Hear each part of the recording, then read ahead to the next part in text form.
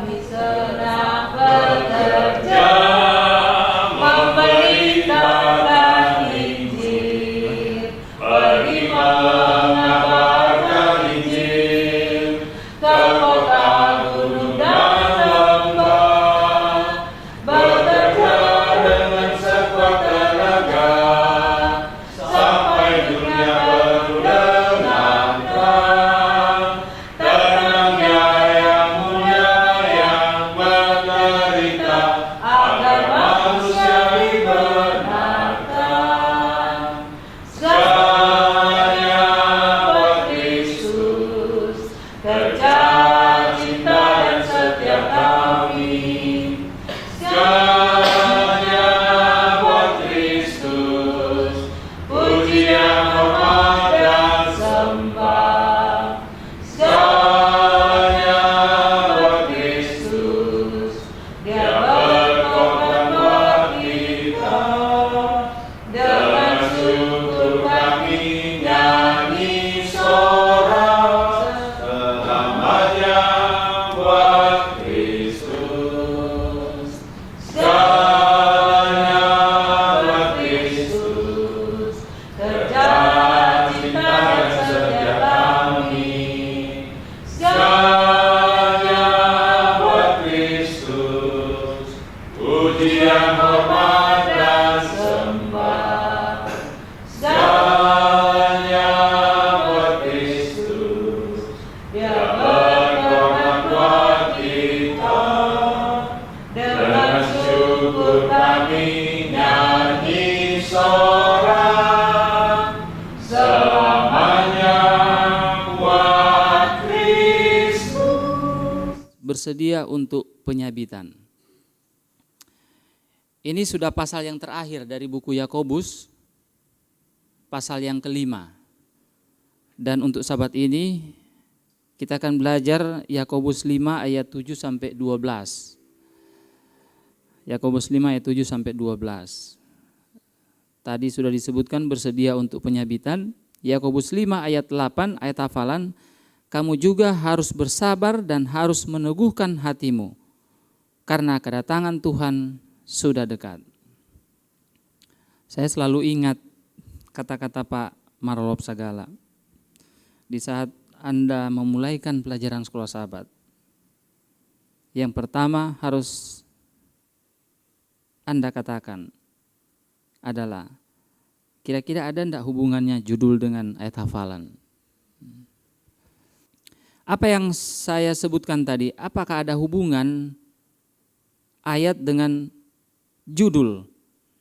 Ya sudah pasti ada hubungannya. Kalau tidak ada hubungan, mungkin ada kekeliruan di dalam penyusunan atau di dalam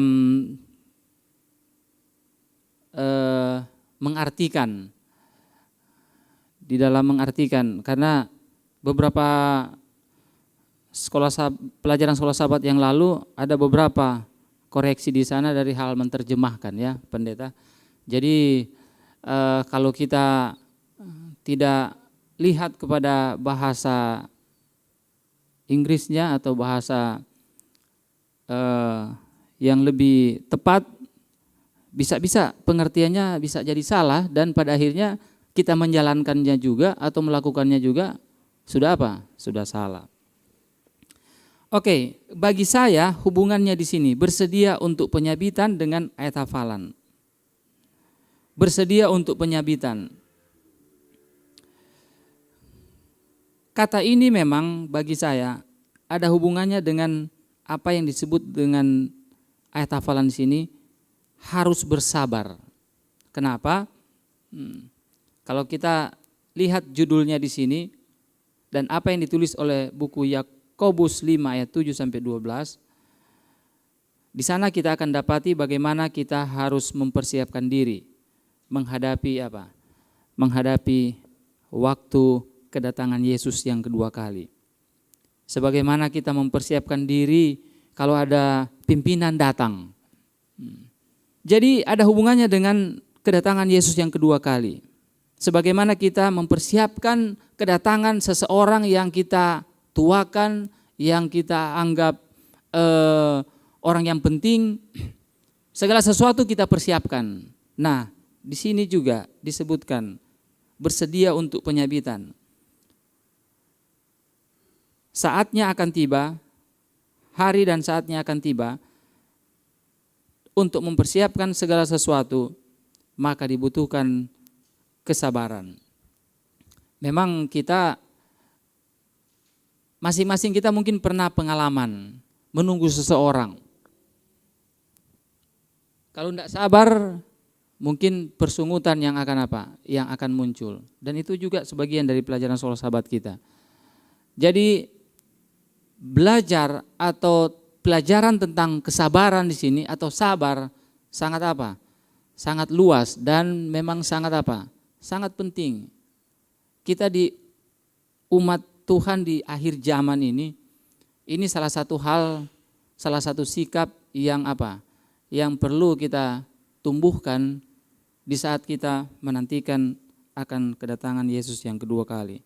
Kalau kita tidak sabar, maka kita akan masuk di dalam kelompok yang tidak akan diangkat bersama-sama di dalam kerajaan surga. Pelajaran hari Minggu dimulai dengan Yakobus 5 ayatnya yang ke-7. Saya akan berbicara dan nanti belakangan kita akan saling memberikan pendapat atau pertanyaan. Kita akan berdiskusi. Pelajaran hari Minggu, Yakobus 5 ayatnya yang ke-7.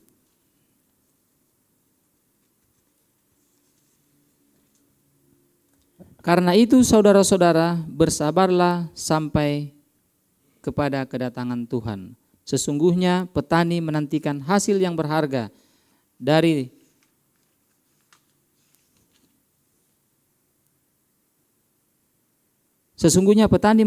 menantikan hasil yang berharga dari tanahnya, dan ia sabar sampai telah turun hujan musim gugur dan musim semi. Apa yang kita mau ambil dari ayatnya yang ke-7 ini? Yakobus mengumpamakan petani.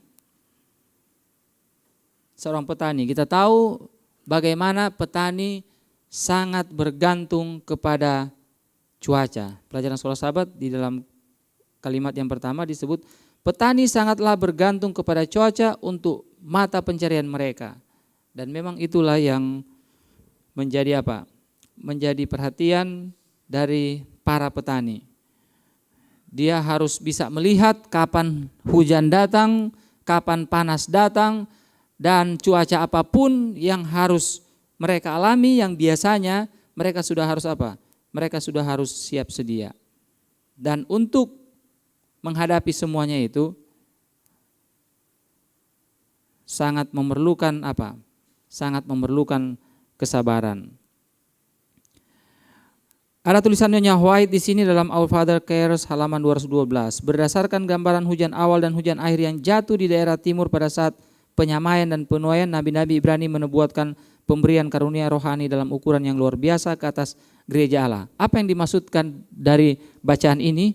Saudara-saudara bisa membaca seterusnya. Selain petani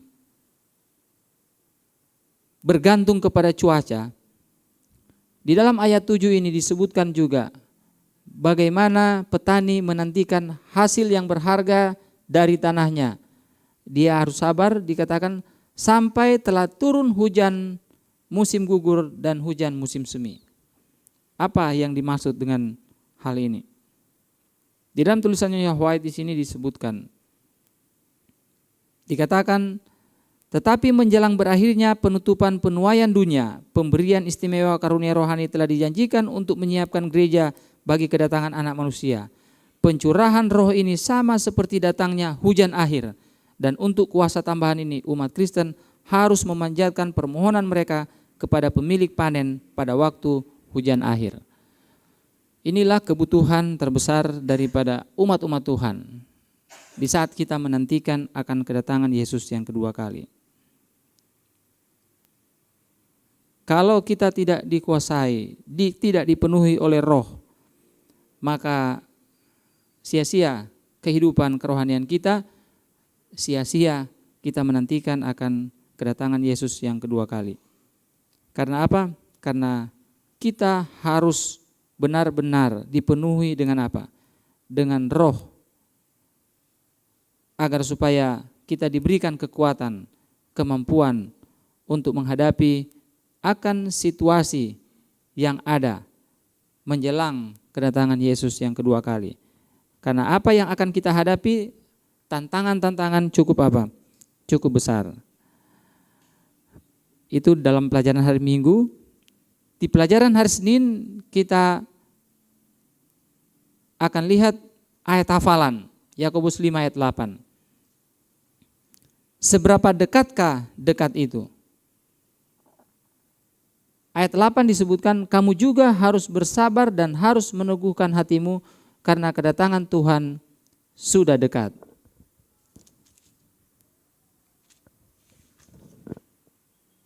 Kedatangan Tuhan sudah dekat. Seberapa dekatkah dekat itu? Saya bukan dari keluarga Advent.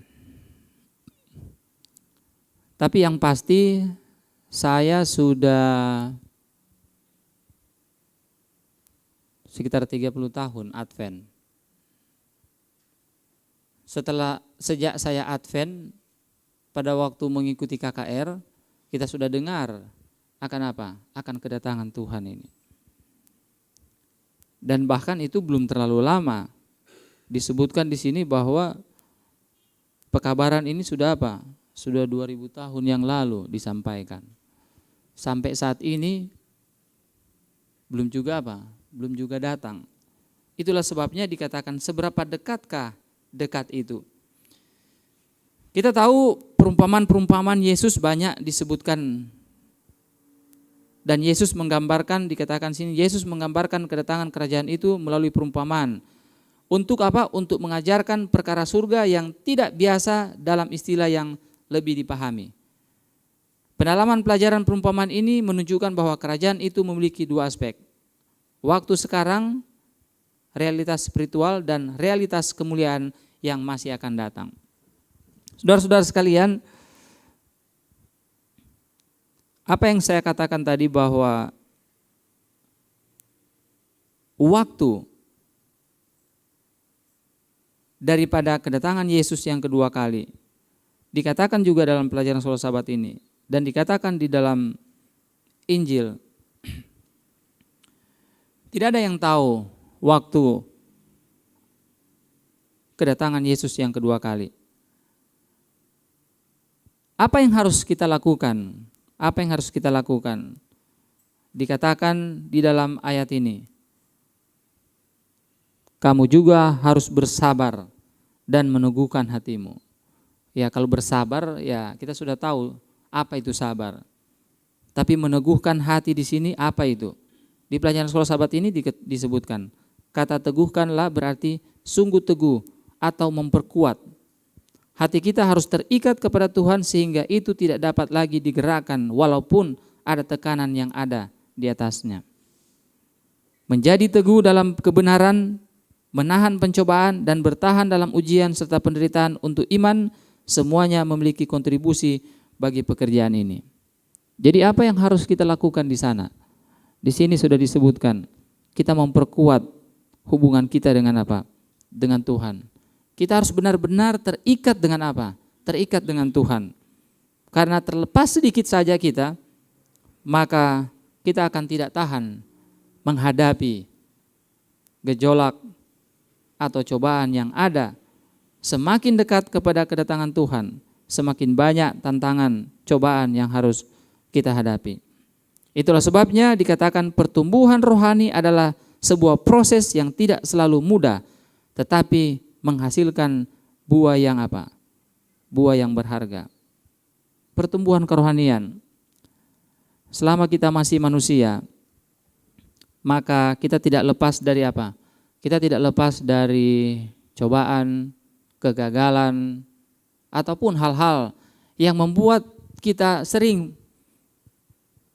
kita menghalangi, sering kita terhalang untuk apa? Untuk kita maju selangkah demi selangkah untuk mencapai kesempurnaan dalam kehidupan kita. Pelajaran hari Selasa. Pelajaran hari Selasa mengambil Yakobus pasal 5 ayat 9. Bersungut, merintih, dan bertumbuh. Ayat 9 kita baca ayatnya. Saudara-saudara, janganlah kamu bersungut-sungut dan saling mempersalahkan, supaya kamu jangan dihukum. Sesungguhnya hakim telah berdiri di ambang pintu. Di saat kita menantikan sesuatu, di saat kita sedang belajar bersabar, seringkali di tengah-tengah atau di antara kesabaran, ketekunan yang kita selalu rasakan atau kita lakukan, ada saja hal-hal yang membuat kita bersungut. Kita merasa bahwa kita tidak diperlakukan dengan adil. Kita merasa bahwa kenapa yang lain diperlakukan seperti ini, kenapa saya diperlakukan seperti ini, dan lain sebagainya.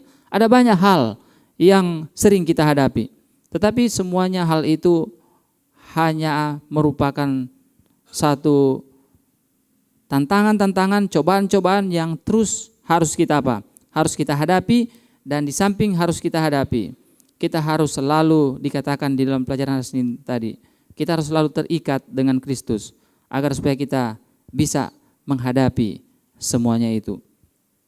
Dari apa di dalam pelajaran soal sahabat ini? Dari apa yang sudah kita baca seluruhnya dalam surat ini, tampaknya ada tantangan yang serius di antara umat percaya. Termasuk apa? Pilih kasih. Kita sudah belajar Yakobus 1 sampai dengan Yakobus yang kelima. Di sana disebutkan apa yang tantangan apa yang kita hadapi. Termasuk di sana disebut pilih kasih, prasangka jahat, pertengkaran, dan yang paling selalu ada di lingkungan kita ini, di sekitar kita, hal keduniawian. Hal keduniawian.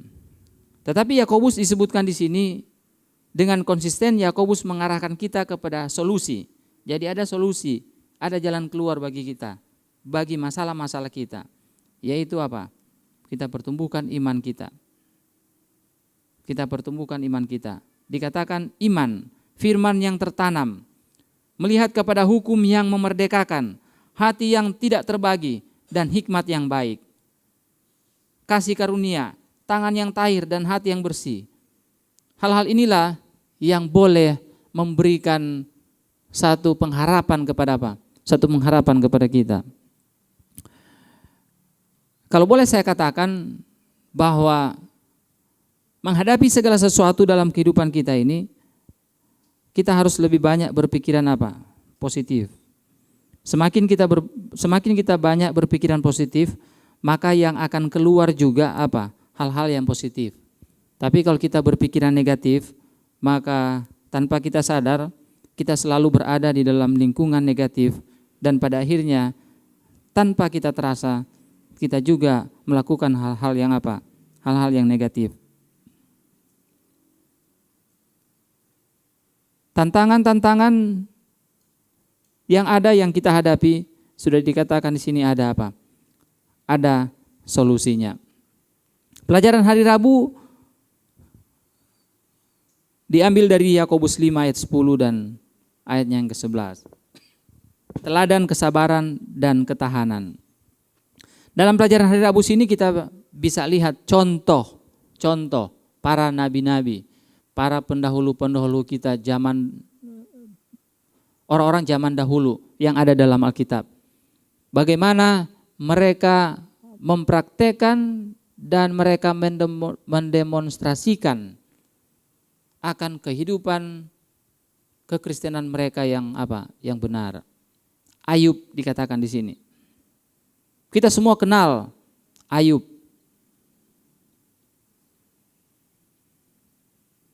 Tantangan yang dihadapi sangat apa? Sangat luar biasa. Dikatakan pada waktu itu dia adalah orang yang paling kaya yang ada. Tetapi dia sudah dekat dengan Tuhan, dia sudah dikatakan boleh jadi mungkin tidak ada salahnya. Tetapi bukan kebaikan yang dia peroleh, tapi apa? Tapi penderitaan. Dia harus ditinggalkan sahabat-sahabatnya. Bukan hanya itu, yang lebih parah lagi, istrinya juga ikut mengejek-ngejek dia, bahkan anak-anaknya juga harus apa? Harus dipisahkan dari dia. Tetapi Ayub pada akhirnya menjadi apa? Menjadi pemenang dari kesabaran yang dia apa? Kesabaran, ketekunan yang dia praktekkan. Contoh yang lain, Abraham. Dia harus menunggu dengan sabar selama bertahun-tahun. Tidak gampang orang menunggu sesuatu yang dijanjikan, yang dia harus tunggu sampai apa? 100 tahun. Kalau kita mungkin dijanjikan sesuatu, janganlah 100 tahun. Kalau tahun ini kita dijanjikan sesuatu dan tahun depan tidak diberikan, maka sudah tentu ada hal-hal yang harus terjadi. Tetapi dari pengalaman dan contoh-contoh, teladan kesabaran dan ketahanan daripada Ayub, Abraham, Sadrak, Mesak, dan Abednego, dikatakan dalam pelajaran sekolah sahabat ini. Biarlah ini boleh menjadi apa? Boleh menjadi bagian dalam kehidupan kita. Kalimat yang terakhir di pelajaran hari Rabu di bagian bawah dikatakan, apakah yang sedang Anda gumulkan sekarang? Hal apakah yang Anda doakan belum juga dijawab? Saya sangat tertarik dengan kalimat-kalimat di bawah ini. Saya yakin kalau saudara-saudara membaca akan kalimat-kalimat ini, saudara-saudara akan merasa bahwa saudara-saudara ada sebagian di dalam kalimat-kalimat ini.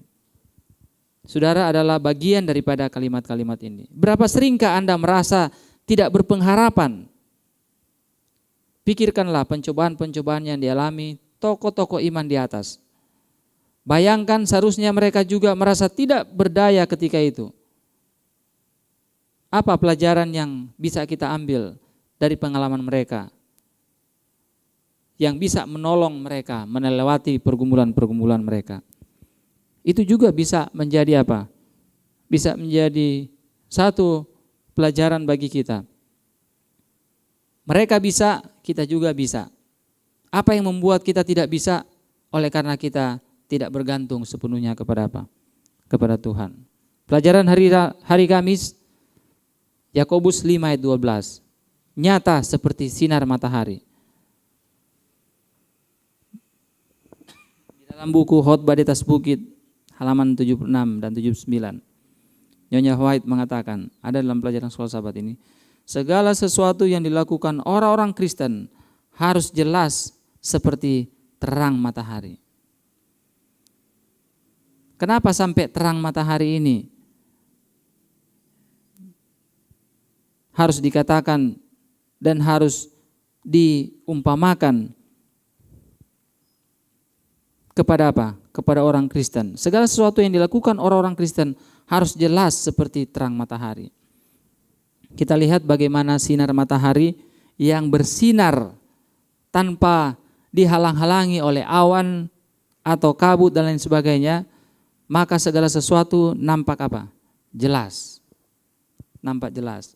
Nah, kehidupan kita sebagai orang-orang Kristen, kehidupan kita sebagai orang-orang yang sedang menantikan kedatangan Tuhan, juga harus apa? Harus jelas. Jangan hidup kita kelihatan samar-samar. Kebenaran berasal dari Allah. Penipuan dan segala bentuknya yang sangat banyak berasal dari setan. Ini sudah apa? Sudah jelas dan pasti bagi kita. Apa yang menjadi inti dari pelajaran hari Kamis ini? Di dalam pelajaran sekolah sahabat di bawahnya dikatakan, beberapa hal perlu diingat ketika mengatakan kebenaran. Pertama dan yang terutama bahwa kita jarang mengetahui semua kebenaran, bahkan tentang diri kita sendiri. Jadi, kita harus menjadi rendah hati. Kedua, ketika kita mengatakan kebenaran, itu harus disampaikan dengan kasih dan untuk kemajuan rohani mereka yang mendengar. Ada pelajaran kerendahan hati yang disebutkan di sini. Berbicara tentang kerendahan hati, semua orang sangat menginginkan agar boleh rendah hati. Kalau pelajaran siapa kemarin itu? Belajar kepada apa? Anak-anak. Kores atau Kori? Belajar kepada Kores. Belajar kepada anak-anak. Belajar tentang kerendahan hati. Ini banyak hal yang seringkali terjadi di dalam kita mau mencapai apa yang menjadi tujuan kita. Dan kita harus apa? Rendah hati. Ada orang rendah hati. Ada orang rendah hati, seperti rendah hati. Tetapi apa? Di balik daripada itu, dia tanpa sadar kelihatan akan apa? Akan ketinggian hatinya. Tapi selalu seperti rendah hati. Dari cara jalannya juga rendah hati. Padahal sebenarnya pas dia lewat aja kelihatan rendah hati. Pas kita tidak lihat kerendahan hatinya, di sanalah kelihatan ketinggian hatinya. Itu hanya contoh saja. Itulah sebabnya Efesus 4 ayat 15 dan 29 dan Kolose 4 ayat 6. Kita baca saja ayatnya supaya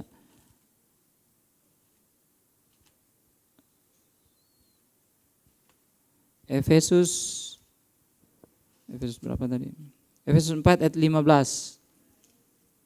Efesus 4 ayat 15. Tetapi dengan teguh berpegang kepada kebenaran di dalam kasih kita bertumbuh di dalam segala hal ke arah Dia. Kristus adalah kepala. Kolose pasal ayat 29 juga,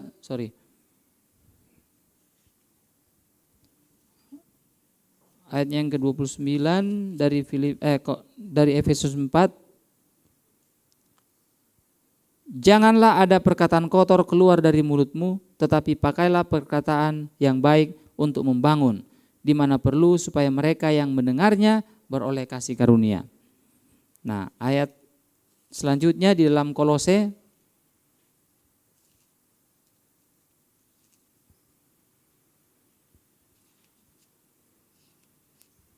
Kolose pasal 4 ayat 6. Kolose 4 ayat 6 dikatakan demikian. Hendaklah kata-katamu senantiasa penuh kasih, jangan hambar, sehingga kamu tahu bagaimana kamu harus memberi jawab kepada setiap orang. Ini sangat sulit kalau kita melakukan ini dengan kekuatan kita sendiri. Dan hal ini adalah hal yang tiap hari kita bisa hadapi. Tanpa kita sadar seringkali dalam percakapan-percakapan kita semua, termasuk saya. Boleh saja kita mungkin dalam suasana bergurau, tetapi ini harus kita ingat ayat-ayat ini. Hendaklah kata-katamu senantiasa penuh kasih, jangan hambar, sehingga kamu tahu bagaimana kamu harus memberi jawab kepada setiap orang. Jadi apa yang harus kita perbuat? Perbuatlah apa yang dikatakan oleh ayat ini. Dan di pelajaran yang terakhir pada hari Jumat, saya hanya mengambil bacaan yang ada di dalam Alfa dan Omega jilid 3 halaman 143 sampai 144. Saudara-saudara bisa membacanya di sana. Menunggu dengan sabar, berharap bila mana semua tampaknya gelap, adalah pelajaran yang harus dipelajari oleh para pemimpin dalam pekerjaan Allah. Kalau berbicara pemimpin, Ini bukan hanya kita lihat pemimpin yang ada di kantor ini. Kita semua adalah apa? Pemimpin. Paling kurang kita pemimpin di dalam apa? Rumah tangga kita. Menunggu dengan sabar, berharap bila mana semua tampaknya gelap, adalah pelajaran yang harus dipelajari oleh para pemimpin dalam pekerjaan Allah. Itulah sebabnya kita ada pelajaran sekolah sahabat. Pelajaran sekolah sahabat tidak akan kita temui di denominasi gereja yang lain. Hanya ada di apa? Di Advent. Dan inilah alat untuk kita boleh apa? Boleh belajar. Dari saat ke saat, tiap hari kita belajar dan belajar. Tidak ada akhirnya. Surga tidak akan membiarkan mereka pada hari kemalangannya. Tidak ada yang tampaknya lebih tidak berdaya namun tak terkalahkan daripada jiwa yang merasa tak berarti apa-apa dan bergantung sepenuhnya kepada Allah. Pencobaan-pencobaan akan menimpa, tetapi majulah terus. Inilah yang akan menguatkan imanmu dan melayakkan engkau bagi pelayanan. Kita lihat akan nasihat Nyonya White ini. Pencobaan-pencobaan akan menimpa, tetapi apa? Maju terus. Saya teringat beberapa hari yang lalu ada perbincangan kita. Bagaimana kita melihat gereja kita ini? Bagaimana kita melihat gereja ini? Akhir-akhir ini ada banyak apa? Ada banyak hal yang menimpa gereja kita ini. Tetapi saudara-saudara harus ingat, apapun yang menimpa gereja ini, boleh saja gereja ini oleng, tapi gereja ini tidak akan terbalik. Ibarat kapal, dia tidak akan pernah terbalik. Karena gereja kita ini adalah salah satu biji mata Tuhan. Itu adalah sebabnya kita yang ada di dalam gereja ini. Kita yang ada di dalam gereja ini. Apa yang harus kita perbuat? Maju terus. Cobaan, tantangan tidak akan pernah habis. Tidak usah tantangan dan cobaan dari luar. Dari dalam diri kita sendiri, dari dalam tempat kita bekerja, atau dari dalam lingkungan kita, tidak akan pernah habis cobaan dan tantangan. Tetapi Nyonya White memberikan kekuatan kepada kita. Maju terus. Inilah yang akan menguatkan imanmu. Catatan-catatan sejarah suci ada tertulis, bukan semata-mata menjadi bahan bacaan dan dikagumi, tetapi supaya iman yang sama yang terdapat dalam diri para hamba Allah dahulu kala boleh bekerja bagi apa? Bagi diri kita. Inilah yang boleh saya sampaikan pada pagi ini. Kurang lebihnya kita minta bantuan Roh untuk menerangkan itu dalam kehidupan kita.